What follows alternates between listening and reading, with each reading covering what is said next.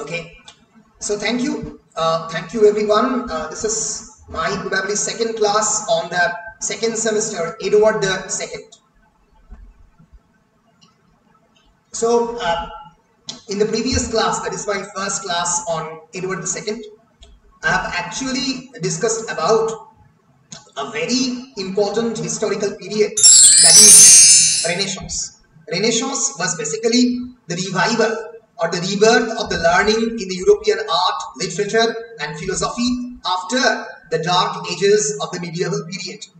And this particular historical event was actually triggered by another very important historical event, and that was actually the fall of the Constantinople, in which through that particular fall of the Constantinople, various scholars and scholars of great merit, along with various manuscripts of Aristotle, Socrates, Plato and various other Greek scholars, dispersed throughout the entire area of the Europe. ইউরোপের বিভিন্ন জায়গায় তারা ছড়িয়ে পড়ার ফলে যেটা ঘটে, that was actually Renaissance. ছড়িয়ে পড়ার ফলে philosophy, literature, art, architecture, science সমস্ত জায়গাতে এই রেনেসাঁসের ইনফ্লুয়েন্স ছড়িয়ে পড়ে। আমরা জানি Renaissance was basically it means actually a paradigm shift in the area of the learning. Anyone, can you tell what is the meaning of the word paradigm shift? PARADIGM. Anyone? এই শব্দটা কিন্তু খুব important, পরবর্তীকালে তোমাদের খুবই কাজে লাগবে। Paradigm shift, এক সেকেন্ড। ইয়েস,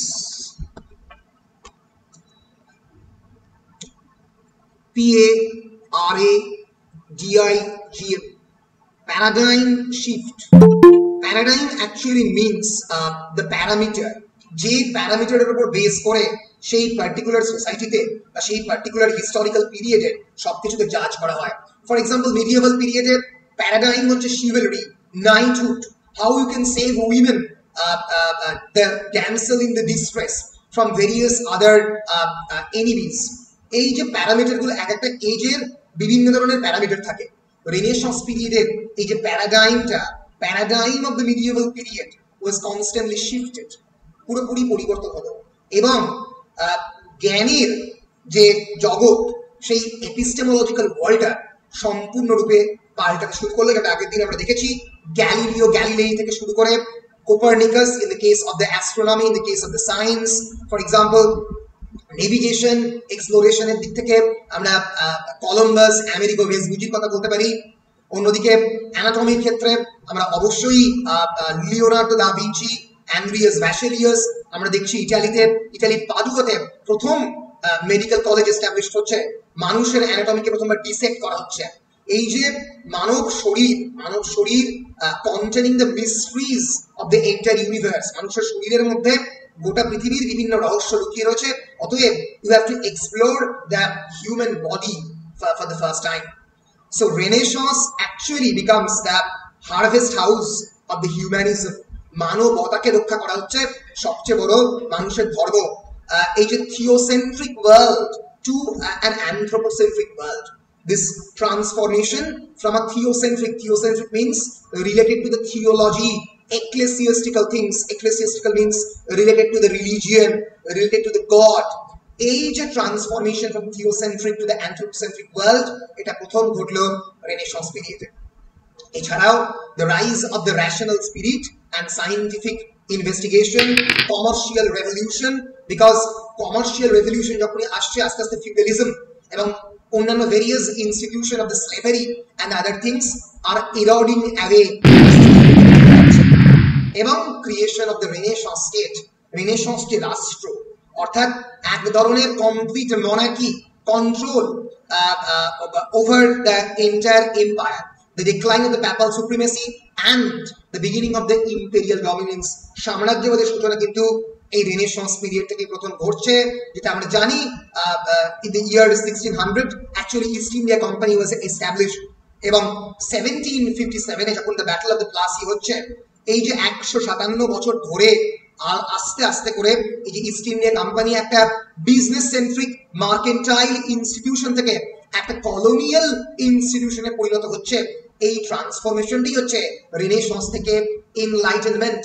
আর একটা ইউরোপের অন্যতম ইম্পর্টেন্ট পিরিয়ড আমরা পরবর্তীকালে রেপ অফ দ্য লক এবং অন্যান্য টেক্সট পড়ার সময় দেখবো, যেটা শুরু হচ্ছে ইউরোপে 1715 down to 1789 at the beginning of the French Revolution।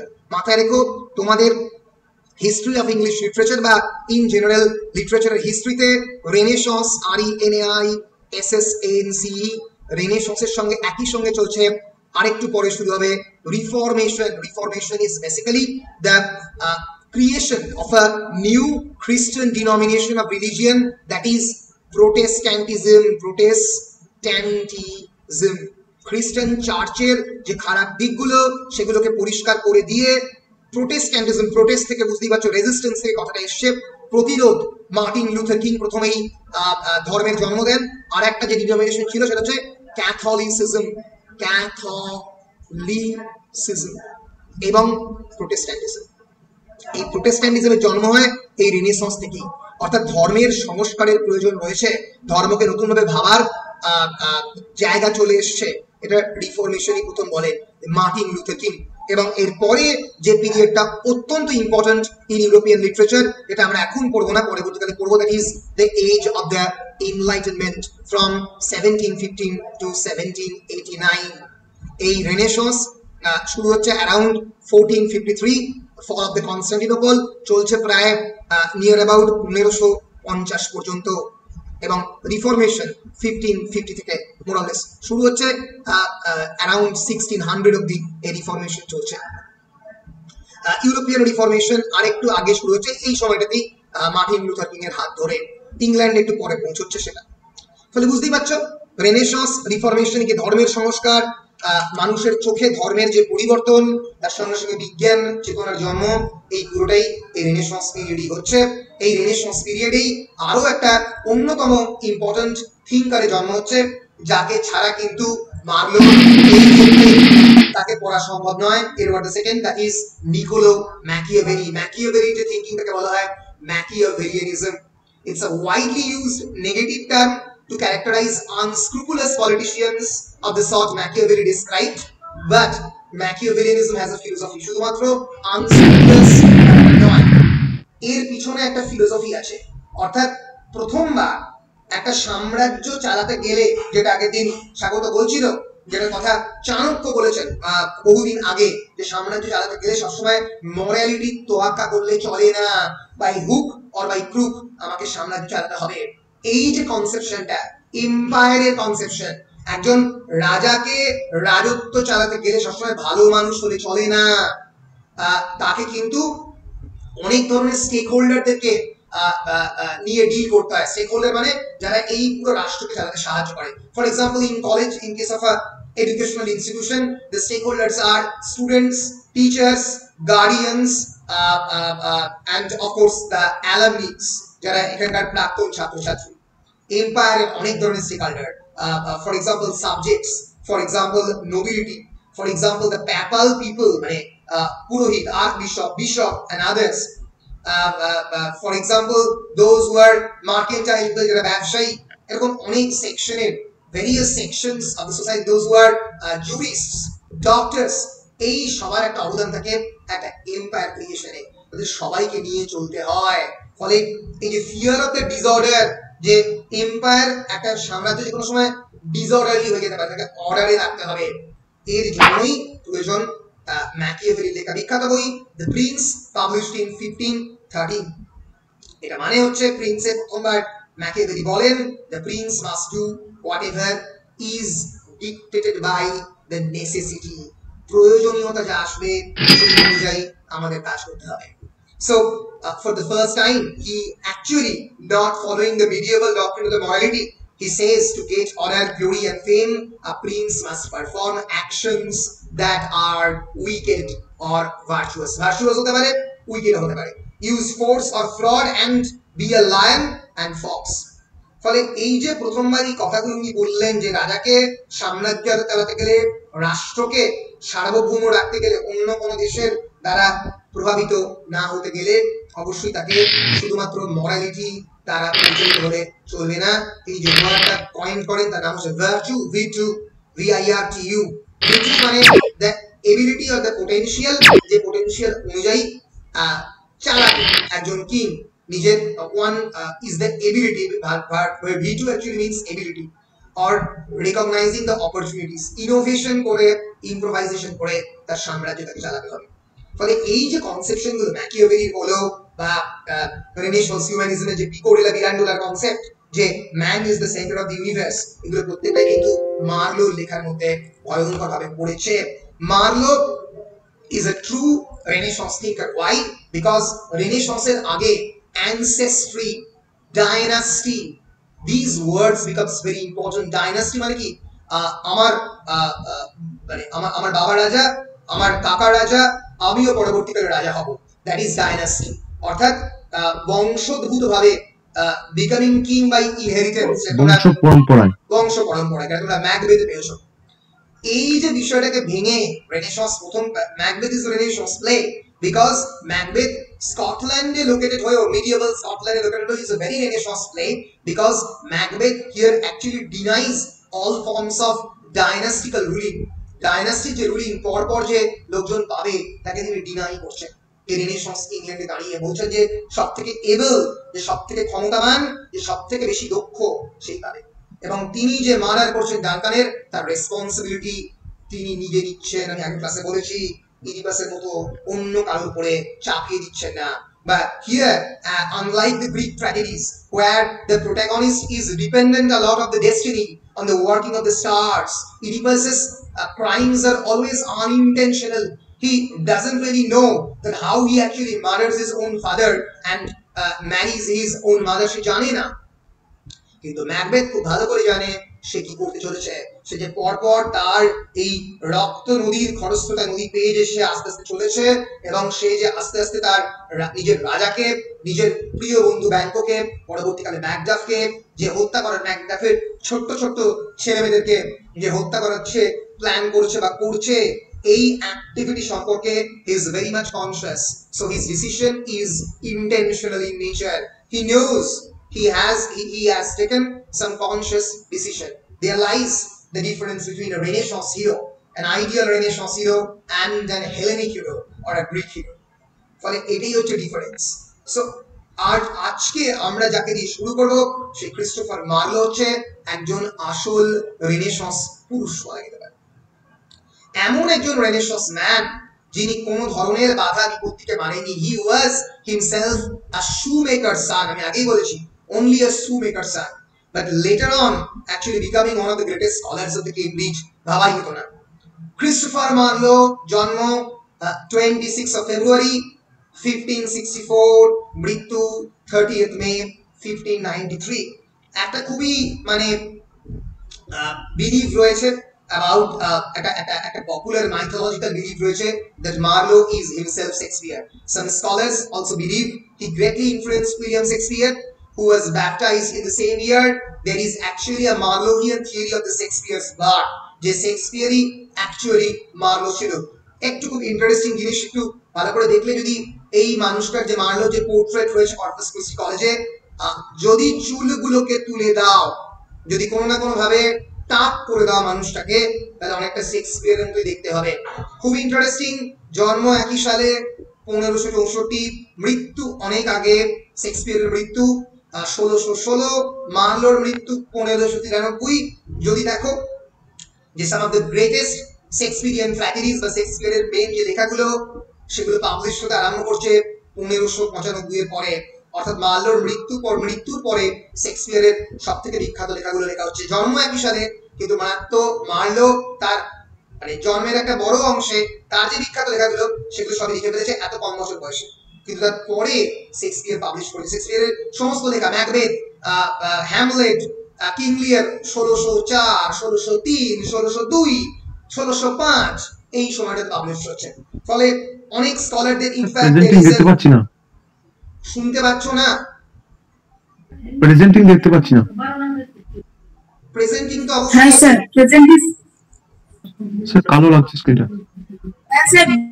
কিছু দেখতে পাচ্ছি না হ্যাঁ সেটাই আমি তো মানে প্রেজেন্টিং তো আমি মানে যেহেতু নিজে এখানে আনলাম তাই দেখা যাচ্ছে না আদারওয়াইজ দেখা যাবে ফলে ফলে যেটা ঘটছে সেটা হচ্ছে 1593-তে ক্রিস্টোফার মার্লোর মৃত্যু ঘটছে এবং তারপরে শেক্সপিয়ার মিনোরামুস লেখা পাবলিশ হচ্ছে।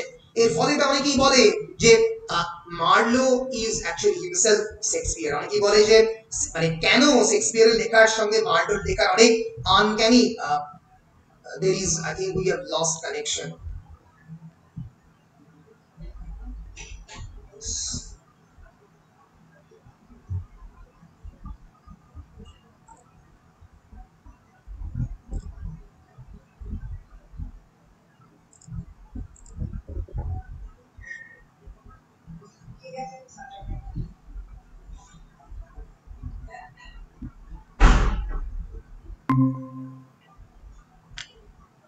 আমাকে তোমরা শুনতে পাচ্ছ কি? হ্যাঁ স্যার পাচ্ছি। আসলে খানিকক্ষণের জন্য আর কি কানেকশনটা লস্ট হয়ে গিয়েছিল। আচ্ছা, প্রেজেন্টেশন দেখতে পাচ্ছ? হ্যাঁ স্যার পাচ্ছি। বেশ। ফলে অনেকেই বলে যে মার্লোর সঙ্গে শেক্সপিয়ারের লেখার একটা আনক্যানি সিমিলারিটি আছে। মার্লোই হয়তো শেক্সপিয়ারের প্রশ্ন অনেকেই তোলে সেই সময়। তো যাই হোক, মার্লো লাইফ ছিল প্রায় একটা ঝড়ের মতো। He was really a storm in his lifetime. He was an English playwright, poet and translator in the Elizabethan era 1564 to 1593, and the modern scholars count Marlowe amongst the most famous of the Elizabethan playwrights. Marlowe generally যে category of the প্লেরাইটের মধ্যে consider করা হয় তাদেরকে বলা হয় university wits. মনে থাকবে, university wits. এই ক্যাটেগরির মধ্যে আরো অনেক প্লেরাইট ছিল। For example George Peele, Thomas Nashe and the others. University wits কেন বলা হয়? বিকজ এই রেনেসাঁস টাইমসেই বেশ কয়েকজন প্লেরাইটকে আমরা দেখতে পাই those who were actually the dons of the Oxford and the Cambridge. Oxford এবং কেমব্রিজে যারা স্কলার, যারা প্রথমবার থিয়েটার বা নাটক লিখতে আরম্ভ করে, ইউনিভার্সিটি এডুকেটেড হয়ে এই ক্যাটেগরিতে মার্লোকে রাখা হয়। কিন্তু unfortunately Shakespeare was an uneducated being. জীবনে কোনোদিন কোনো ইউনিভার্সিটি বা কলেজের কোনো দূরগড়াতে যাননি, একটা স্কুলেই পড়েছেন, সেটা হচ্ছে জীবনের স্কুলে। এবং জীবনের স্কুলে লিখেই শেক্সপিয়ার তার সমগ্র গ্রেটেস্ট প্লেস নাটক আমাদেরকে উপহার দিয়েছেন। ফলে ক্রিস্টোফার মার্লো এবং শেক্সপিয়ারের মধ্যে বেসিক যেটা ডিফারেন্স আমরা বলতে পারি সেটা হচ্ছে স্কলাস্টিসিজমের, স্কলারলি অ্যাটিটিউডের। মার্লো ওয়াজ আ স্কলার। সেই সময়ে শুমেকারের সান হয়েও মার্লো কিন্তু কর্পাস ক্রিস্টি কলেজে অ্যাডমিশন নিয়েছিল। আমি বলেছি এখনো যদি তোমরা কোনোদিন কেমব্রিজে কর্পাস ক্রিস্টি কলেজে যাও, দেখতে পাবে যে এন্ট্রান্সটা অনলি 5 ফিট টল, মাথা নিচু করে ঢুকতে হবে। ফলে education actually teaches you humility, humbleness. তোমাকে মাথা নিচু করে ইনস্টিটিউশনের কাছে সারেন্ডার করতে হবে। মার্লো কোনোদিন করেননি। একজন আইডিয়াল রেনেসাঁস স্পিরিটের মতো তিনি আকাশে উড়েছেন, ফিনিক্স পাখির মতো আগুনে জ্বলেছেন, পুড়ে ছারখার হয়ে গেছেন, আবার জন্ম নিয়েছেন, আবার তার মৃত্যু ঘটেছে। মার্লোর কিন্তু মৃত্যু হয় অ্যাজ থ্রু মার্ডার। তার চোখের মধ্যে একটা একটা ছুরি গেঁথে দেওয়া হয়েছিল এবং তার ফলেই মার্লোর মৃত্যু ঘটে। ফলে ওই ঝকঝকে একটা কন্দর্পকান্তি সুন্দর হ্যান্ডসাম একজন রেনেসাঁস মানুষের মৃত্যু ঘটে স্পাই হয়ে তার চোখে ছুরি মেরে। ফলে এইভাবেই যেন মানে মার্লো বাঁচতে চেয়েছিলেন, এইভাবেই তার হয়তো মৃত্যু ঘটে। ফলে this is an anonymous portrait believed to show Marlowe at the Corpus Christi college, Cambridge. এটা মার্লোর একটা পোর্ট্রেট। ফলে মার্লোকে অনেকেই শেক্সপিয়ারের মানে কন্টেম্পোরারি এবং শেক্সপিয়ারের স্তরে অনেকেই রাখেন। Events in Marlowe's life were sometimes as extreme as those found in his dramas. তার জীবনের লাইফও খুবই extreme. Reports of Marlowe's death in 1593 were particularly infamous in his day and are contested by scholars. বহু scholar তার যে মৃত্যুর কারণ নিয়ে অনেকে অনেক কিছু নিয়ে ভাবে। Traditionally, the playwright's death has been blamed on a long list of the conjectures, including a barroom fight. বারের মধ্যে তাকে স্পাই হিসেবে একটা ফাইট হয় এবং blasphemous libel, তিনি didn't believe on actually God.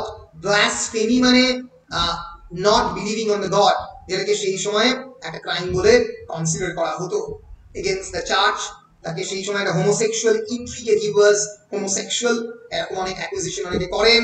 অনেকে বলেন যে আরেকজন প্লেরাইট এবং তার এগেইনস্টে স্পাই লেখায়, এসপিওনেজ মানে spying, the act of the spying, তাকে এসপিওনেজ বলে, SPIONAGE।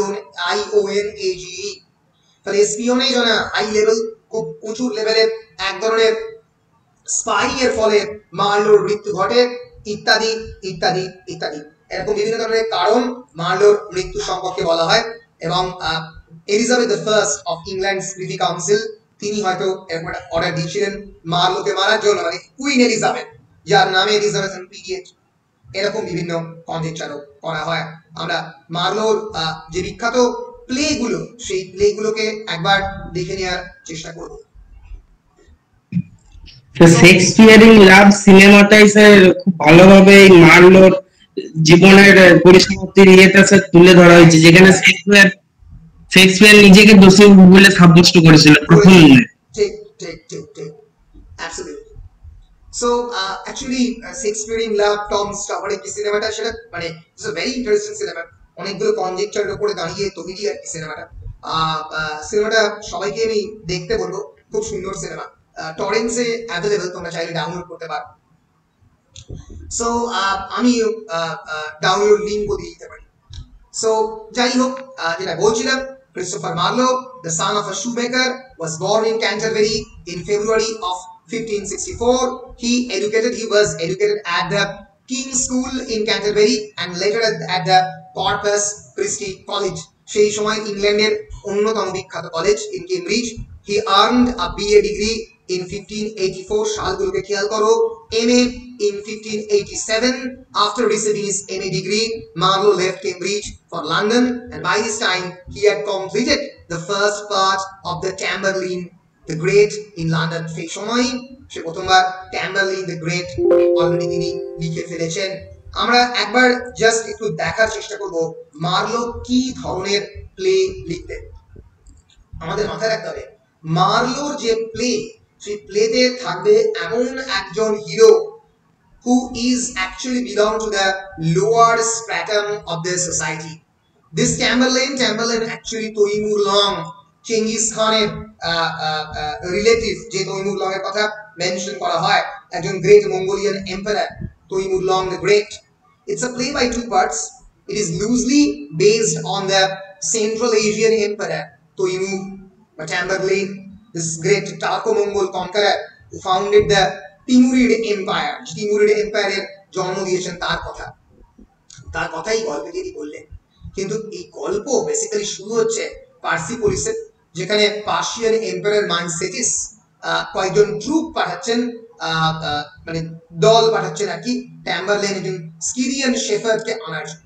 এবং সেই স্কাইরিয়ান শেফার্ড একদিন পরবর্তীকালে বলবেন যে I will be actually the emperor of the Asia and he will end up becoming the empire of the Asia. ফলে মার্লোর লেখার মধ্যে কিন্তু আমরা বারবার যেটা পাই, সেটা হচ্ছে একজন ভাগ্যহীন হিরো, একটা completely destination less hero will end up in becoming the empire of the entire world. এই যে একটা ট্রানজিশন, একটা বিখ্যাত মার্লো সম্পর্কে বই আছে, আমরা পরবর্তীকালে পড়বো, দ্যাট ইজ মানে বিখ্যাত খুবই বই, আমরা আমাদের সময় পড়তাম। It is written by Harry Levin's overreacher. দেখো শব্দটা খেয়াল করো, ওভার রিচার, REACH, রিচ করা মানে পৌঁছানো, ওভার রিচার মানে যতটা পৌঁছানো দরকার তার থেকে অনেক বেশি পৌঁছেছে, ওভার রিচ করে। ভল্টিং অ্যাম্বিশন লাইক ম্যাকবেথ, নিজেকে অতিক্রম করে যে যায়, যার ভয়ঙ্কর ক্ষমতা নিজেকে অতিক্রম করা। সো হ্যারি লেভিনের, আমরা যখন ছোটবেলায় প্রথমবার হ্যারি লেভিনের ওভার রিচার লাইব্রেরিতে কিনে পড়েছিলাম, ইট ওয়াজ অ্যান অ্যাবসলিউটলি ব্রিলিয়ান্ট কাভারটা ছিল যে একটা পা আর একটা সিঁড়ির ছবি, সেই সিঁড়ির ওপরে পা দিয়ে দিয়ে একটা হিরো উঠছে, মানে শুধুমাত্র পায়ের ছবি আর সিঁড়ির ছবি, আর লাস্টে দেখা যাচ্ছে যে শেষে একটা সিঁড়ি নেই, an absent staircase। এর ফলে কি হবে, ন্যাচারালি একটা পতন ঘটবে। এবং মার্লোর যে কোনো প্লে শুরু হচ্ছে the rise of the hero and at last a sudden fall of the hero। ট্যাম্বারলেনের মৃত্যু ঘটবে। মার্লোর প্রত্যেকটা প্লেতে আমরা দেখতে পাচ্ছি a sudden rise and then a sudden fall of the hero। আমরা জানি না Marlowe was actually never believe in the god, কখনো ঈশ্বরে বিশ্বাস করেননি, কিন্তু মার্লোর প্রত্যেকটা প্লের মধ্যে একটা অদ্ভুত প্রেজেন্স অফ দ্য গড রয়েছে। This is the climactic point, climax of the play, rise of the hero, the exposition of the action, and this is denouement, D-N-O-U-E-N-E-N-T. This is the falling of the action. আস্তে আস্তে আস্তে আস্তে পতন করছে অ্যাকশনের। কিন্তু এখানে এই যে রাইজ হচ্ছে, এখানে কোনো একজন মানুষ হয়তো দেখছে, কেউ একটা দেখছে এই পুরো ঘটনাটা, কারণ মার্লো তো never believed in God's existence. Marlowe প্লের মধ্যে সামহাউ একটা balance of the moral universe, balance of the order, এক ধরনের মানুষের জীবনকে নিয়ন্ত্রণকারী কোন একটা শক্তি প্রেজেন্ট, সেটা omnipresent বা omnipotent গড হোক না কেন, বা অন্য কিছু এক্সিস্টেন্স আমরা বারবার দেখতে পাচ্ছি। সো মার্লো প্রথম প্লে ট্যাম্বারলেন পাবলিশ হচ্ছে, অ্যাকচুয়ালি প্রথম play Dido the queen of Carthage 1585 থেকে 1587। আমরা জানি ডিডো সেই সময়কার কার্থেজের অতদিনকার পুরনো ক্লিওপ্যাট্রার প্রায় সময়, তার পর আর কি কার্থেজের একজন বিখ্যাত সুন্দরী রমণী, তার প্রেম নিয়ে লেখা। ট্যাম্বারলেন এই একজন নোম্যাডিক শেফার্ড থেকে কিভাবে একটা ব্যান্ডিট ডাকাত থেকে he will transformed into an warlord and emperor of the Persia, conquering the Persians, the Turks, the Egyptians, and all of the Africa in the process. And the part 2 of the play concerns Tamburlaine as he raises his sons to become the conquerors like himself through acts of extreme heartless savagery against everyone, including the killing of one of his own sons who disappoints him. একজন নিজের সন্তানকেই মারবে।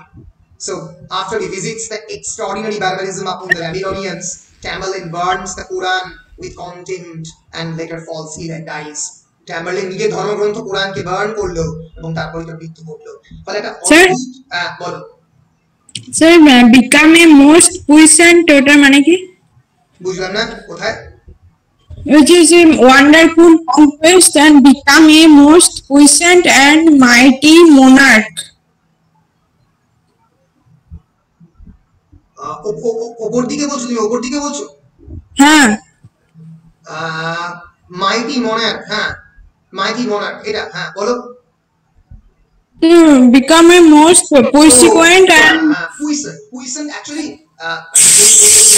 প্রত্যেকটা শব্দই হচ্ছে old ইংলিশের শব্দ।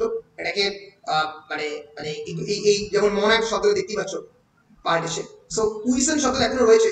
ইট means actually powerful, puissant তাকেশ, it means actually powerful, very powerful. So most puissant and mighty monarch, most powerful mighty monarch she transform holo. Eta chilo Tamburlaine পুরো টাইটেলটা। Tamburlaine the great one who from a Scythian shepherd by his এই তলাটা করতে হবে, by his with his impassionate fury, the second part কোথায় গেল? Yes, by his rare and wonderful conquest became a most puissant and mighty monarch, and for his tyranny and terror in the war was done the scourge of the god. ভগবানের ঈশ্বরের যে স্কার্জ, ঈশ্বরের যে অভিশাপ, সেটাকে তার দিকে ইনভাইট করলেন। ফলে এই হচ্ছে মোটামুটি ট্যাম্বারলেন দ্য গ্রেটের গল্প। ফলে তিনি কোরআন বার করলেন, যদিও কোনোভাবেই আমাদের মার্লো কোন ঈশ্বরের অস্তিত্ব বিশ্বাস করতেন না। হি ওয়াজ ব্লাসফেমাস ম্যান। তা সত্ত্বেও কোন না কোন সময় একটা মরাল অর্ডারের কথা মার্লো যেন তার প্লের মধ্যে বলেছেন। তার বিখ্যাত প্লে যেটা এমএতে প্রেসক্রাইব করা হয়, ডক্টর ফস্টাস 1588 থেকে 1592 এই সময়কালে লেখা বিখ্যাত প্লে। সারা পৃথিবীতে বিভিন্ন ভাবে এই প্লের অ্যাডাপ্টেশন হয়েছে। Doctors the tragical history of life and death of Doctor Faustus. Basically গল্পটা কি? It actually based on the German Faust myth, FAUST। Faust হচ্ছে একটা মিথ, যে মাইথোলজিতে একটা বড় স্কলার কোনো একটা সময়ে he will transformed into a devil, and he will gather so much knowledge that he will transform into a devil. The story is some of this, that Dr. Faustus is a brilliant scholar who leaves behind the study of the logic, medicine, law and divinity to study magic and necromancy. Logic, medicine, law, divinity সব ছেড়ে প্রথমবার তিনি black ম্যাজিকের প্রতি attracted হলেন। The art of speaking to the dead, কেমন করে মৃত মানুষের সঙ্গে কথা বলতে হয়। When he is approached by a good and bad angel, পরে একজন গুড অ্যাঞ্জেল হলো, একজন ব্যাড অ্যাঞ্জেল হলো। It is the bad angel who wins his attentions by promising that he will become a great magician. ফলে মানুষের যে ক্ষণিকের temptation, তার দ্বারা মানুষ যে eternal knowledge of medicine, divinity, তাকে বাদ দিয়ে ব্ল্যাক ম্যাজিক বা নেক্রোম্যান্সি আরাধনা করতে আরম্ভ করে। and Foster ignores his other scholarly duties and attempts to summon a devil। তারপরে সে ডেভিলকে ডাকতে আরম্ভ করলো। এইটাই হচ্ছে একটা রেনেসাঁসের টিপিক্যাল ক্যারেক্টারিস্টিক। আমরা কিন্তু অলরেডি ম্যাকবেথের মধ্যে উইচেসদের ইনফ্লুয়েন্স তোমরা পড়েছো, তোমরা কিন্তু দেখেছো ম্যাকবেথের সময়ে জেমস দ্য ফার্স্ট ডেমোনোলজি বা Reginald স্কটের Discovery of the witchcraft. ফলে মানুষ কিন্তু is not at all satisfied with the bounds of his own epistemological boundaries or limitations। নিজের জ্ঞানের পরিধি সম্পর্কিত মানুষ স্যাটিসফাইড নয়। মানুষ আরো জানতে চায়, আরো ভাঙতে চায়, অনেকগুলো সীমানা ভেঙে অসীমের দিকে যেতে চায়। রবীন্দ্রনাথের বিখ্যাত কবিতা মহাবিশ্বে মহাকাশে মহাকাল মাঝে আমি মানব একাকী ভ্রমি বিস্ময়ে ভ্রমি বিস্ময়ে। মানুষ একা এই মহাকাশ জুড়ে ঘুরে বেড়াতে চায়। বিস্ময়, ওয়ান্ডার, ওয়ান্ডার রেনেসাঁসকে রেনেসাঁস অফ ওয়ান্ডার কথাটাকে ইউজ করা হয়। রোমান্টিসিজম সম্পর্কে কথাটা বলা হয় রেনেসাঁস অফ দ্য ওয়ান্ডার। যদি এটা কোনো পিরিয়ড সম্পর্কে বলা, কিন্তু রেনেসাঁস অ্যাকচুয়ালি মিন্স ওয়ান্ডার। কোনো একটা জিনিস দেখে তার প্রতি কিউরিওসিটি পাওয়া, এই যে একটা অদ্ভুত attraction and fascination towards evil, এর কথা রেনেসাঁস হয়। ফলে মার্লো কিন্তু হচ্ছে একজন আইডিয়াল রেনেসাঁস সন্তান, বুঝতে পেরেছ? এবং এই ডক্টর ফস্টাস আমরা যখন পড়ছি একজন গ্রেট ম্যাজিশিয়ানে ট্রান্সফর্ম হলো, and he ignores his other scholarly duties and attempts to summon a devil, and by revoking his own baptism, baptism মানে খ্রিস্টানাইজেশন, তাকে সম্পূর্ণরূপে ডিনাই করে he attracts the attention of Lucifer। আমরা জানি সেটান, সেটানের আগের নাম বা শয়তান বাংলাতে বললে তার before falling from the sky তার আগের নাম ছিল লুসিফার বা মেফিস্টোফেলিস। মেফিস্টোফেলিস is actually the Latin name।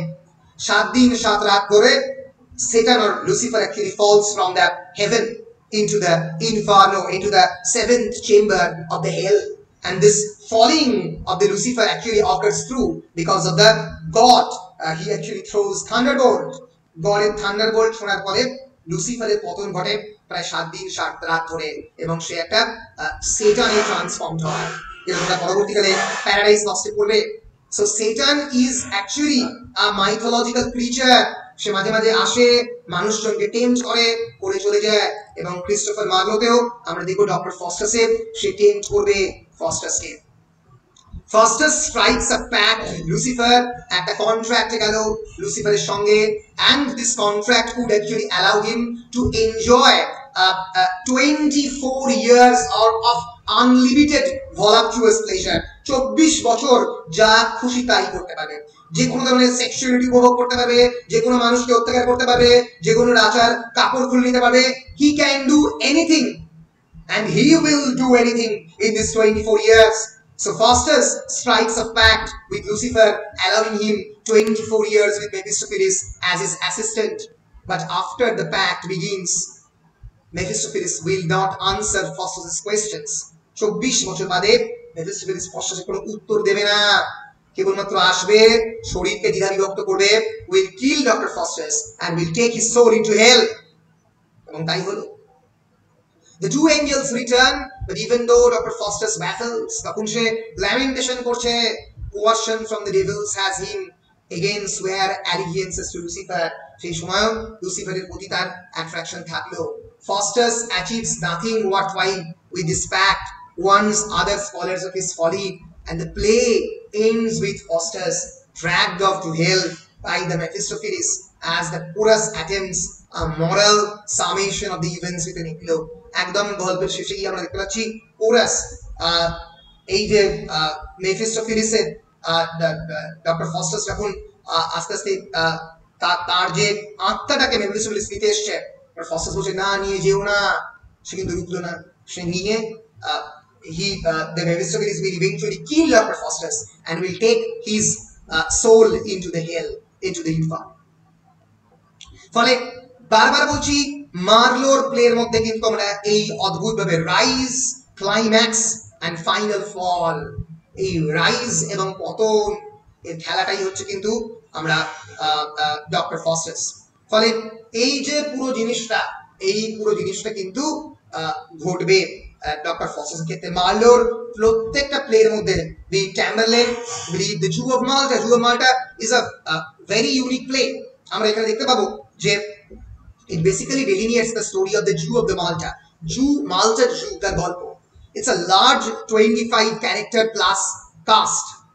Other additional citizens of the Malta, Turkish, Zanaris, guards, attendant, slaves, এরকম বিভিন্ন ধরনের মানুষজন দিয়ে এই প্লেটা তৈরি। The play actually begins with the ghost of a fictionalized Machiavelli একটা ghost যে প্রথমবার এই জিউ বারাবাস BARABAS Jew of Malta তাকে ইন্ট্রোডিউস করছে। The governor of the Malta has seized the wealth of all the Jewish citizens to pay the tax, not to invade.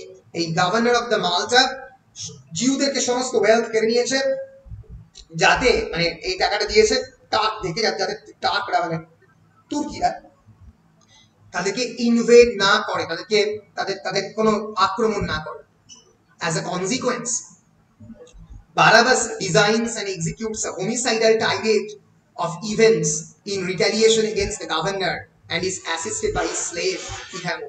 Barabbas বহু এই মানুষজনদেরকে murder করার চেষ্টা করছে। Barabbas's murderous streak includes the governor's son dying in a duel. মানে সে plan করে বিভিন্ন গভর্নরের ছেলে মেয়ে সবাইকে মার্ডার করার চেষ্টা করছে, এবং আলটিমেটলি যেটা করবে, Barabbas will actually become the very famous Jew of Malta, মাল্টার একমাত্র জু, বাকিরা সবাই মারা গেছে, কিন্তু he will actually mistakenly fallen into the cauldron, একটা জীবন্ত কড়াইতে সে কিন্তু জীবন্ত অবস্থায় পড়ে যাবে, যে কড়াইতে সে অন্য কাউকে ভাজার প্ল্যান করছিল, অন্যান্য খ্রিস্টানদেরকে, সেখানে সে পড়ে যাবে এবং তার মৃত্যু ঘটবে। ফলে মার্লোর প্রত্যেকটা প্লেতে আমরা দেখতে পাচ্ছি an ambitious protagonist, he will rise ultimately and ultimately will eventually destroy, ধ্বংস হবে। এটাই হচ্ছে মার্লোর যে কোনো প্লের একটা অন্যতম বৈশিষ্ট্য। আশা করছি তোমাদেরকে মার্লোর লাইফ এবং মার্লোর নাটকের ধরন সম্পর্কে বোঝাতে পেরেছি। In contrast with this kind of drama, Marlowe Edward II is not actually a drama based on this Marlovian spirit. এই ধরনের অ্যাম্বিশিয়াস ক্যারেক্টারদের নিয়ে, প্রোটাগনিস্টদের নিয়ে মার্লো যেরকম প্লে দেখেন, আমরা কিন্তু দেখতে পাবো যে এই যে পার্টিকুলার প্লেটা, এই ডক্টর ফস্টার্স কিন্তু সেই বিষয়টা নিয়ে নয় অ্যাকচুয়ালি। ফলে এক সেকেন্ড বাকি। হ্যাঁ স্যার, হ্যাঁ স্যার বলুন।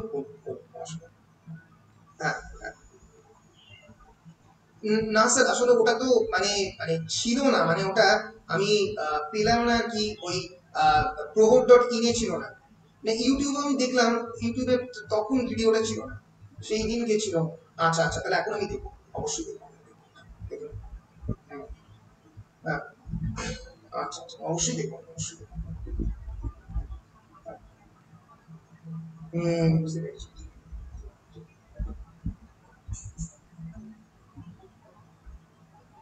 আচ্ছা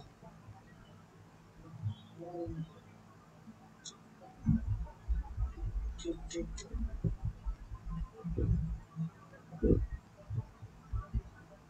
হ্যাঁ স্যার, হ্যালো হ্যাঁ স্যার, হ্যাঁ শুনতে পাচ্ছি। হ্যাঁ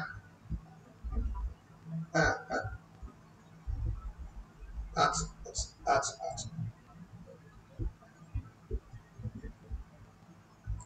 আচ্ছা আচ্ছা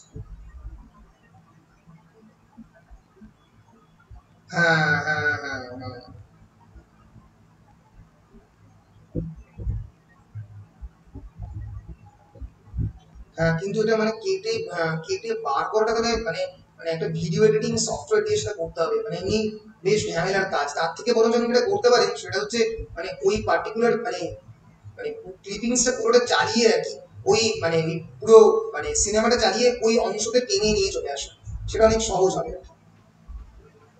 মানে ওই ওই ওই ওই ওই আমি ওটাকে অন করলেন, করে ওটাকে টেনে নিয়ে চলে এলেন আর কি, মানে ওই ওই ওই আমি 1 ঘন্টা একটু আমি ইউটিউব থেকে ডাইরেক্টলি চালাতে পারি, প্রেজেন্ট নাও করে কি ইউটিউবে গেলেন, ইউটিউবের স্ক্রিনটা আমি অলরেডি খুলে রাখলেন, করে তারপরে আমি টেনে নিয়ে চলে, সেটা আমি করতে পারি।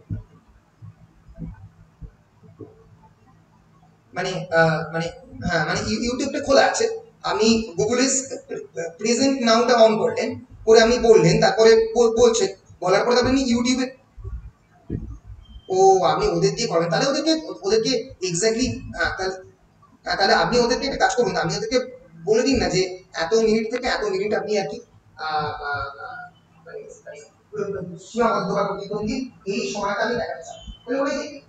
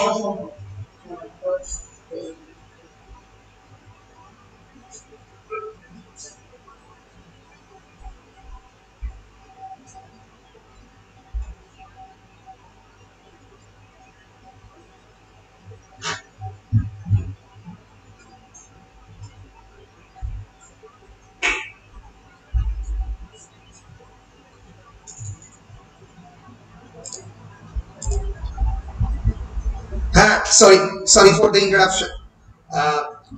তো যাই হোক আমরা ক্লাসের মধ্যে ফিরে আসছি।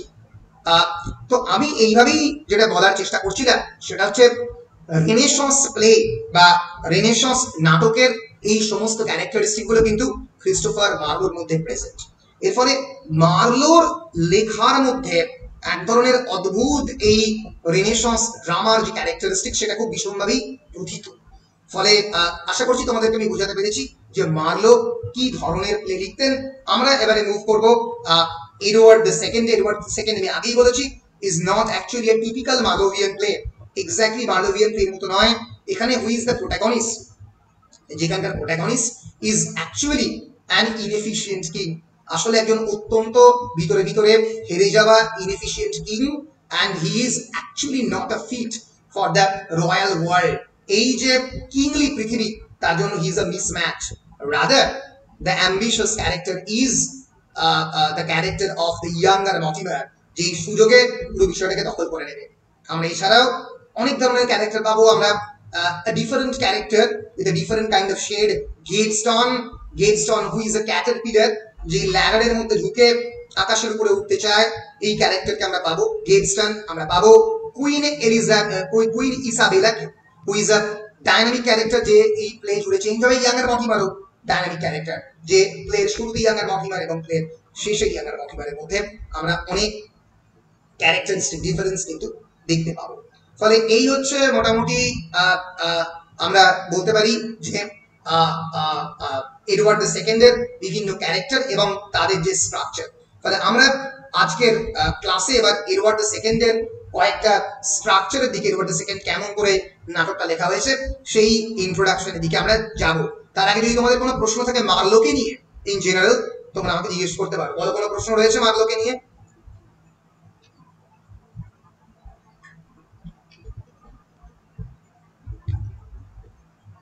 নেই। সো আমি মোটামুটি মুভ করছি এডওয়ার্ড দ্য সেকেন্ডের দিকে। সো এডওয়ার্ড দ্য সেকেন্ড আমি আগেই বলেছি it's a typical renaissance play written by Christopher Marlowe and it was published in 1593, 1593 তে প্রথম পাবলিশড হয়। এবং প্লেটা যাকে নিয়ে লেখা হচ্ছে সেই এডওয়ার্ড দ্য সেকেন্ড কিন্তু একজন মিডিয়াভাল কিং। আমরা পরে এডওয়ার্ড দ্য সেকেন্ড সম্পর্কে আবার দেখে নেব কে who was actually the historical character of Edward II. Actually the full title of the first publication of the Edward II is, যে টাইটেলের মধ্যেই এডওয়ার্ড দ্য সেকেন্ডের প্রথম মানে সবকিছু আর কি নিহিত, The Troublesome Reign and the Lamentable Death of Edward II, the King of the England, with the tragical fall of the proud Mortimer. So the troublesome reign and the lamentable death of Edward II. Troublesome reign and the lamentable death. Edward II, lamentable death, and the second king of the England, who was the second king of the Edward II, the king of the England, with the tragical fall of the proud Mortimer. এবং proud Mortimer যে tragical fall সেইটা নিয়ে the play was entered into the stationer's register on 6 July 1593, 5 weeks after Marlowe's death. মার্লোর মৃত্যুর পরে কিন্তু এটা রেজিস্টারে প্রথমবার ঢোকে 1593 সালে, তার আগে ঢোকেনি। The play basically telescoping মানে anyone telescoping কেউ বলতে পারবে? ইন জেনারেল টেলিস্কোপ মানে কি? এনিওয়ান? খুবই সহজ। টেলিস্কোপ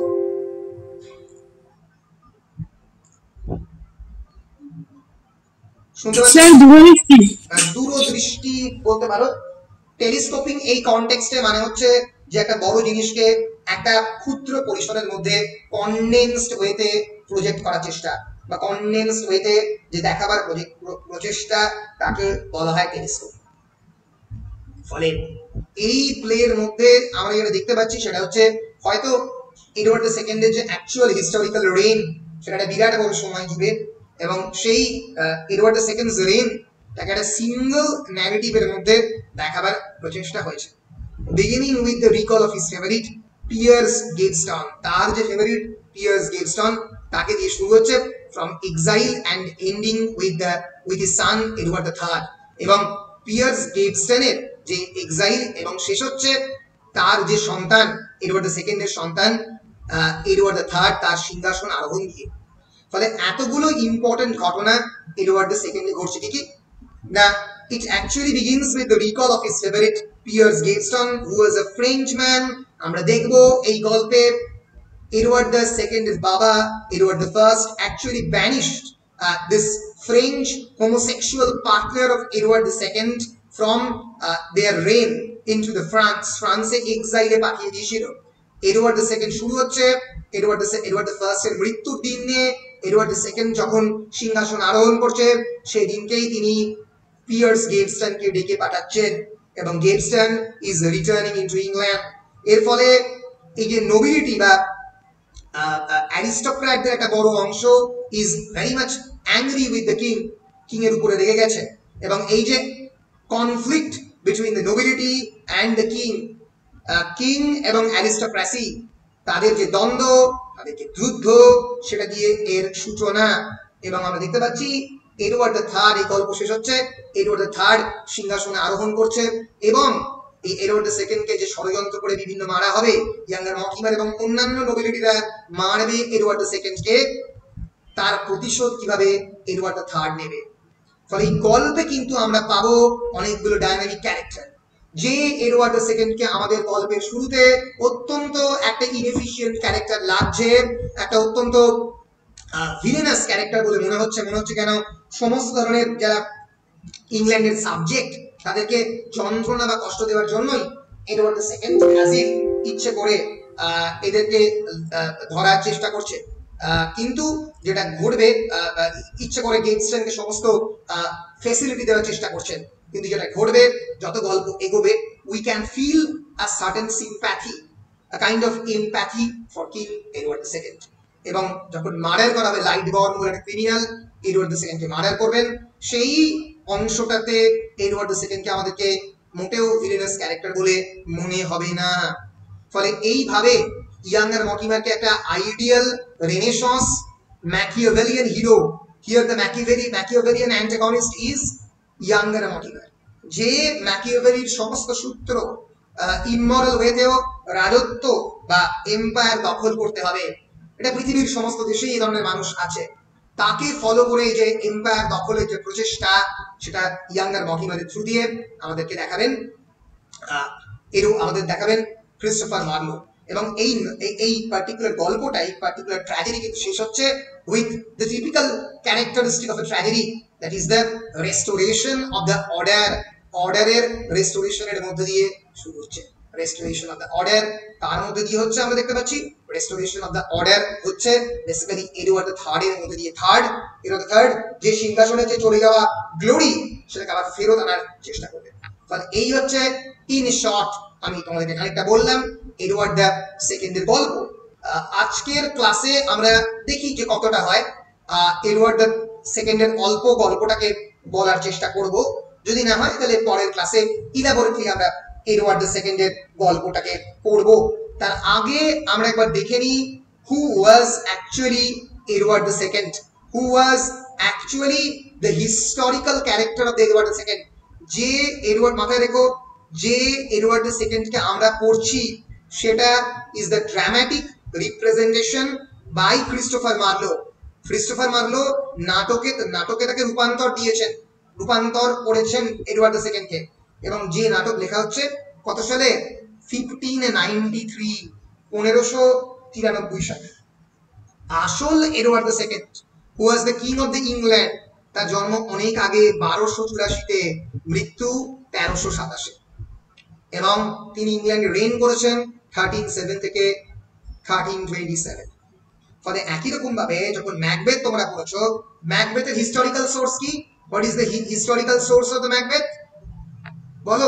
বলা উচিত। What is the historical source of the Macbeth? The basic historical source বলা উচিত। খুবই সহজ প্রশ্ন। কোন ঐতিহাসিক উৎসের উপরে ম্যাকবেথ লেখা হয়েছে?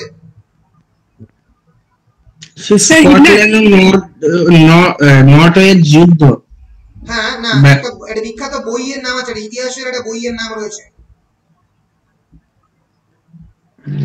হলিনশেডস chronicle of England, Scotland and Ireland. তোমরা কি শুনেছো নামটা? হলিনশেডস ক্রনিকল শোনোনি? তার মানে ভালো করে তোমরা ম্যাকবেথটা পড়ছো না। ভালো করে পড়তে গেলে কিন্তু হলিনশেডস ক্রনিকলের নাম পড়তেই হবে একজন বিখ্যাত হিস্টোরিয়ানের লেখা Raphael Holinshed's chronicle of England, Scotland and Ireland, এই বইয়ের উপরে কিন্তু ম্যাকবেথ বেস করা। This is Holinshed's Chronicle of England, Scotland and Ireland. Is a collaborative work published in several volumes and 2 editions. The first edition published in 1577 and second edition in 1587. The chronicles have traditionally been a source of to many because of their extensive links to Shakespeare's history plays as well as King Lear, Macbeth এবং Cymbeline. শেক্সপিয়ারের বহু history play Richard the third থেকে শুরু করে লিয়ার, Macbeth এবং সিম্বলিন প্রত্যেকটাই হলিনশেডস ক্রনিকলের উপরে base করে লেখা। যদি 2 নম্বরের প্রশ্ন পড়তো তাহলে 2 নম্বরের প্রশ্ন কিন্তু হলিনশেডস ক্রনিকল থেকে প্রশ্ন আসতে পারতো। ফলে যেহেতু এরকম একটা হিস্টোরিক্যাল সোর্স থেকে এটা লেখা, একই রকম ভাবে আমাদের এডওয়ার্ড দ্য সেকেন্ড হলিনশেডস ক্রনিকল থেকে নয়, এমনি হিস্টোরিক্যাল বিভিন্ন ডকুমেন্টেশন থেকে এই এডওয়ার্ড দ্য সেকেন্ডের হিস্টোরিক্যাল ডকুমেন্টেশন কিন্তু নেওয়া হয়েছে। ফলে ম্যাকবেথ যেরকম 10th সেঞ্চুরির একজন রাজা, 11th সেঞ্চুরি স্কটল্যান্ডে তার গল্প রয়েছে, একই রকম ভাবে কিন্তু এডওয়ার্ড দ্য সেকেন্ড কিন্তু 14th সেঞ্চুরির একজন রাজা, 1307 থেকে 1327। ফলে following his father's death, Edward actually succeeded to the throne in 1307 প্রথম এডওয়ার্ড তার থ্রোনটাকে পায় and he married Isabella of France. ফ্রান্সের ইসাবেলাকে প্রথমবার তিনি বিয়ে করেন, the daughter of the powerful king Philip IV in 1308 1308 প্রথমবার সে বিয়ে করে daughter of the powerful king Philip IV K. Philip IV এর যে ডটার আমরা জানি ইসাবেলা, তাকে বিয়ে করেন 1308 as part of a long running effort to resolve tensions between the English and the French crown. English এবং ফ্রেঞ্চের মধ্যে যে টেনশন, যে সমস্যা, সেই সমস্যাকে সমাধানের জন্য কিন্তু সেই সমস্যা একেবারেই সমাধান হয় না, উল্টে এটা ঘটে আমরা দেখতে পাবো। সেটা হচ্ছে ফ্রেঞ্চরা এই ইংলিশ সয়েলকে আক্রমণ করে পরবর্তীকালে, যখন এডওয়ার্ড দ্য সেকেন্ড মর্টিমারের সঙ্গে যায়, গিয়ে ইনভাইট করে আক্রমণ করার জন্য। So Edward had a very close and controversial relationship with this man, this French man, Piers Gaveston. Piers Gaveston is a Frenchman যে এডওয়ার্ড দ্য সেকেন্ডের বাল্যকালের বন্ধু, the childhood friend of Edward the Second, বড় হয়েছে Edward the first এর কোর্টে Edward the সেকেন্ডের সঙ্গে, who had joined his household in 1300 থেকে 1307 পর্যন্ত খুব ভালো সম্পর্ক ছিল। 1305 অবধি তাদের সম্পর্কের ধরন দেখে এডওয়ার্ড দ্য ফার্স্ট ব্যানিশ করে পিয়ার্স গেভস্টনকে, এবং তারপরে পিয়ার্স গেভস্টন 1307 আবার ফিরে আসে after the death of Edward the First. আমরা দেখি যে queen Isabella turned against Edward and refused to return. Instead she allied herself with the exiled Roger Mortimer, যার নাম younger Mortimer, and invaded England with a small army. ইংল্যান্ডে আসল হয়েছিল 1326 in January 1327 in favor of his 14-year-old son Edward III, and he died in Berkeley Castle on 21st of September, probably murdered on the orders of the new regime. 21 September 1327 14 বছরের চার ছেলেকে Edward III কে সিংহাসনে বসানো হয়, এবং তখন তার অতটা ক্ষমতা ছিল না, এবং তাকে মারা হয় এডওয়ার্ড দ্য সেকেন্ডকে 1327 21 সেপ্টেম্বর। পরবর্তীকালে এই 14 বছরের ছেলে অ্যাডাল্ট হয় এবং ইয়াঙ্গার মর্টিমার এবং ইসাবেলাকে শাস্তি দেয়। তার কাহিনী এই নাটকের মধ্যে রয়েছে। ফলে this play is actually about this medieval king who reigned England from 1307 to 1327. মনে থাকবে প্লেটা লেখা হচ্ছে 1593 সালে। পুরো প্লেটা 5 অ্যাক্টের 5টা অঙ্কের প্লে। কত বছরের ঘটনা? 1307 থেকে 1327, 20 বছরের ঘটনা। So 20 years of events is actually condensed into 5 acts. যেটা যদি নাটকে রূপান্তর করা হয় হয়তো 3 ঘন্টা বা 3.5 ঘন্টার নাটক দাঁড়াবে। ফলে 20 বছরের ঘটনাকে কনডেন্স করে 5 অ্যাক্টের প্লে 3 ঘন্টার 3.5 ঘন্টার নাটকে ট্রান্সফর্ম করা, বুঝতেই পারছো অত্যন্ত ডিফিকাল্ট একটা কাজ। এই ডিফিকাল্ট কাজটা ক্রিস্টোফার মার্লো করে দেখাবার চেষ্টা করেছেন।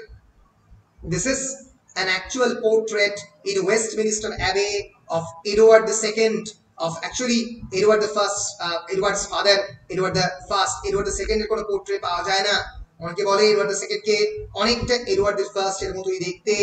ওয়েস্টমিনিস্টার অ্যাবে ইংল্যান্ডের সবচেয়ে বড় সমাধি ক্ষেত্র, দ্য গ্রেটেস্ট গ্রেভিয়ার, যেখানে ওয়ার্ডসওয়ার্থ, শেরি কিটস থেকে শুরু করে বায়রন, যে কোনো বড় পোয়েট, যে কোনো বড় অথারদের ছবি যেখানে রয়েছে, সেখানেই কিন্তু রাজাদের সমস্ত পোর্ট্রেটও রয়েছে এবং এডওয়ার্ড দ্য ফার্স্ট এর পোর্ট্রেট এটা। তাহলে বুঝতে পেরেছো, this is the introduction to the historical Edward the second. ঐতিহাসিক এডওয়ার্ড দ্য সেকেন্ড কেমন ছিল সেটা আমরা দেখার চেষ্টা করেছি। দ্য প্লেজ মেটেরিয়াল, আমি আগেই বলেছি, একটু আগে বললাম, রাফায়েল হলিনশেডের ক্রনিকল অনেক ক্ষেত্রেই রাফায়েল হলিনশেডের ক্রনিকল থেকে নিয়েছে, কয়েকটা জায়গাতে বাদও দিয়েছে।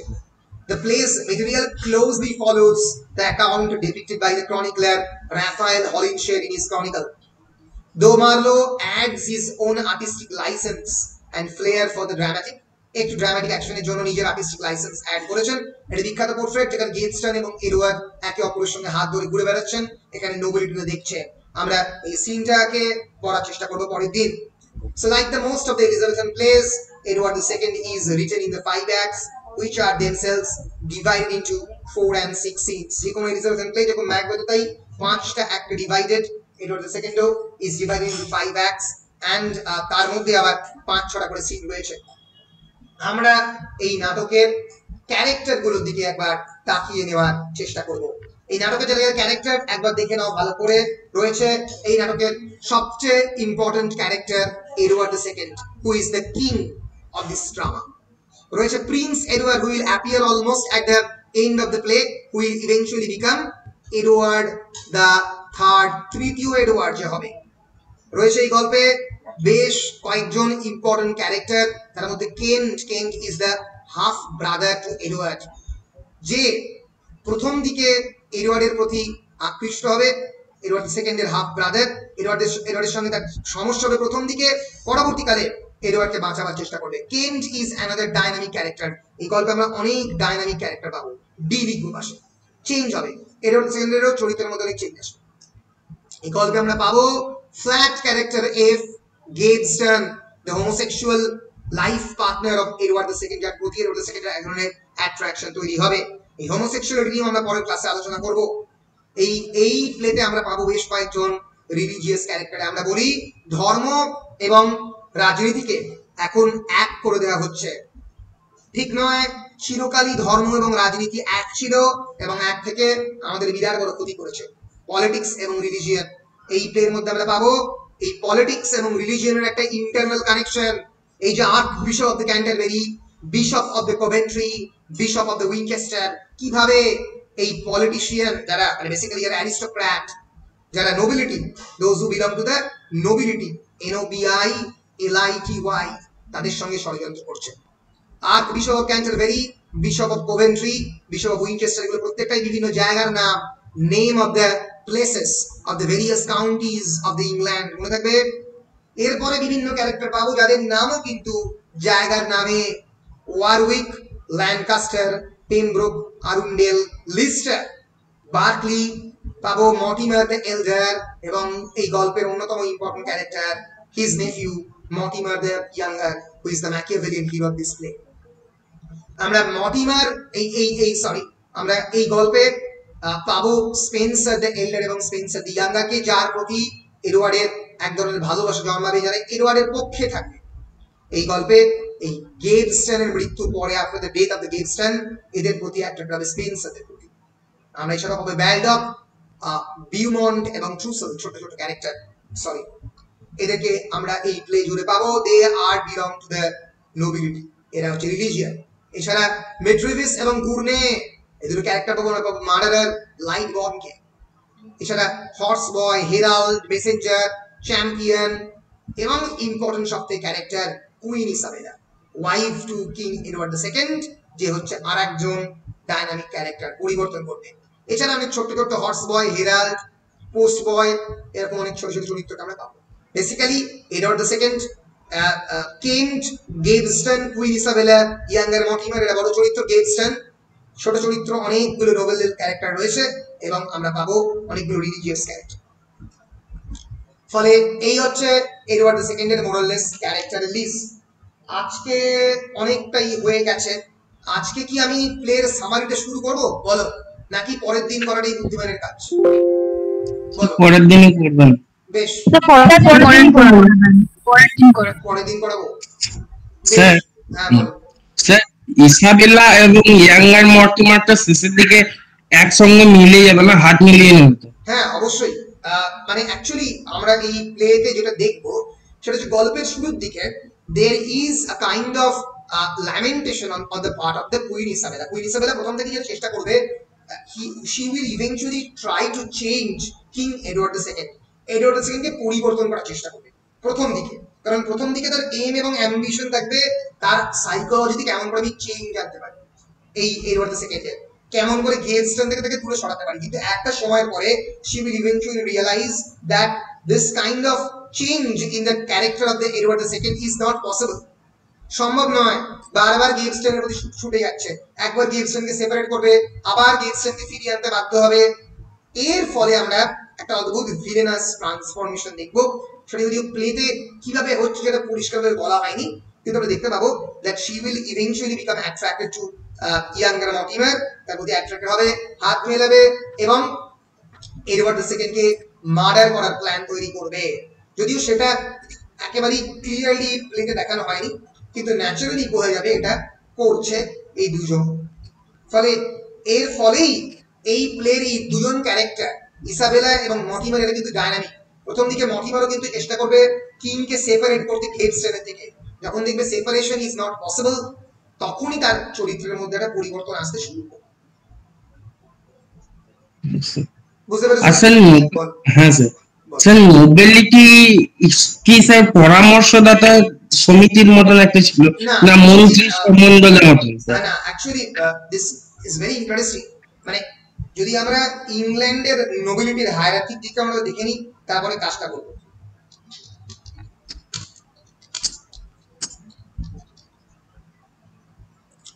ইংল্যান্ডে যেহেতু সিস্টেম অফ দ্য মনার্কি মানে অনেকদিন ধরে নিয়মতান্ত্রিক হয়ে গেছে, তখন যদি সেখানে সময় পার্লামেন্ট ক্রিয়েট হয়নি, কিন্তু পার্লামেন্ট ক্রিয়েট হয়েছে অ্যারাউন্ড 1500, 1400, 1600 পার্লামেন্ট ক্রিয়েট হয়ে গেছে। এবার এর ফলে যেটা ঘটেছে, ইংল্যান্ডের নিয়মতান্ত্রিক রাজতন্ত্র, মানে রাজতন্ত্র আছে, পার্লামেন্টও আছে, আবার অন্যদিকে এই নোবিলিটিও আছে। নোবিলিটিদের কাজ ছিল হচ্ছে যে ছোট্ট ছোট্ট, মানে একটা রাজার পক্ষে তো পুরো জায়গাটা দেখা সম্ভব নয়, ফলে নোবিলিটিদের বিভিন্ন অংশের দায়িত্ব, আপনি যে বিভিন্ন কাউন্টির নাম বলছি, আরুন্ডেল, পেমব্রোক, লিস্টার, এই জায়গাগুলোকে তারা দেখত। বুঝতে পেরেছ? এই জায়গাগুলোর নিয়ন্ত্রণ তাদের হাতে। এবার এইভাবে কিন্তু নোবিলিটিদের একটা বিরাট বড় অংশ থাকতো। যেমন আমরা যদি ইংলিশ নোবিলিটিদের এই হায়ারার্কি দেখি, প্রথমে লর্ড, ব্যারন, ভিসকাউন্ট, তারপরে আর্ল, তারপরে marquis. Marque is a French word, কিন্তু marquis is an English hierarchy. তারপরে হচ্ছে প্রিন্স, তারপরে ডিউক, তারপরে কিং, তারপরে এম্পায়ার। এম্পায়ার মানে ব্রিটেনের এম্পায়ার, স্কটল্যান্ড, ইংল্যান্ড এবং আয়ারল্যান্ড সবকটা সাম্রাজ্যের যিনি মানে হেড। কিং মানে শুধুমাত্র ইংল্যান্ডের। ফলে দেখতে পাচ্ছ ব্যারন, লর্ড, ভিসকাউন্ট, আর্ল, এই গল্পে কিন্তু অনেক আর্ল রয়েছে, অনেক ডিউক রয়েছে। অর্থাৎ সেই নির্দিষ্ট অঞ্চলের সে কিন্তু একটা ডিউক, মানে তার আন্ডারে অনেকগুলো আর্ল আছে, তার আন্ডারে অনেকগুলো ভিসকাউন্ট আছে, অনেকগুলো ব্যারন আছে। যেরকম ভাবে আমাদের modern administrative system, BDO, SDO, additional district magistrate, secretary, এরকম বিভিন্ন টেক্সটাইল সেক্রেটারি, ট্রান্সপোর্ট সেক্রেটারি, এরকম বিভিন্ন ভাগে বিভিন্ন অংশে বিভক্ত, সেরকম ভাবে তখনকার হায়ারার্কি সিস্টেমও এইরকম অংশে বিভক্ত ছিল। এবং তারা তো পরামর্শদাতা বা অ্যাডভাইসার বা কাউন্সিলর তো বটেই, তারা কিন্তু একটা বড় পাওয়ার এনজয় করত। তাদের কিন্তু নিজস্ব আর্মি ছিল। এর ফলে they are very important to the king. তাদের মতামত ছাড়া কিং অনেক কাজই করতে পারতো না। ফলে বুঝতে পারছো, তাদের কিন্তু without their intervention and without their help the king will be not able to move his army. তার নিজের আর্মিকে মুভ করতে পারবে না, কারণ অনেক একটা বড় অংশের আর্মি এদের দখলে থাকতো, কারণ এদের তো নিজস্ব ক্যাসেল থাকতো। সেনাপতির মতো। হ্যাঁ বলো। সেনাপতির মতো, সেনাপতির মতো। বলে এদের কিন্তু যথেষ্ট পাওয়ার ছিল, এবং এরা যদি মানে অস্বীকার করে, যেরকম মির্জাফর পেছন দিক থেকে ছুরি মেরেছিল সিরাজদৌলাকে, ফলে এরা যদি পিছন দিক থেকে ছুরি মারে বা ব্যাক স্ট্যাপ করে, তাহলে কিন্তু পুরো এম্পায়ারটা পড়ে যেতে পারে যে কোনো সময়। বুঝতে পেরেছো? হ্যাঁ স্যার, হ্যাঁ স্যার, ক্লিয়ার, একদম ক্লিয়ার। বেশ, তো তাহলে যেটা করছি, পরের ক্লাসে আমি সামারিটাকে ভালো করে পড়াচ্ছি এবং পরের ক্লাস থেকে আস্তে আস্তে আমরা টেক্সট এবং সামারি এই দুটো আস্তে আস্তে পড়তে শুরু করব এডওয়ার্ড দ্য সেকেন্ডের ক্ষেত্রে। ঠিক আছে, আমার মোটামুটি যেহেতু নন ডিটেল টেক্সট এই 5-6টা ক্লাস থাকবে এডওয়ার্ড দ্য সেকেন্ডকে শেষ করতে, এই সপ্তাহটা এর পরের সপ্তাহে শেষ করে ফেলতে আশা করছি। ঠিক আছে, বেশ বেশ বেশ বেশ, তাহলে প্রত্যেককে অসংখ্য ধন্যবাদ দিয়ে আজকের অফিসিয়াল ক্লাসের রেকর্ডিংটা আমি শেষ করছি। বেশ, হ্যাঁ স্যার।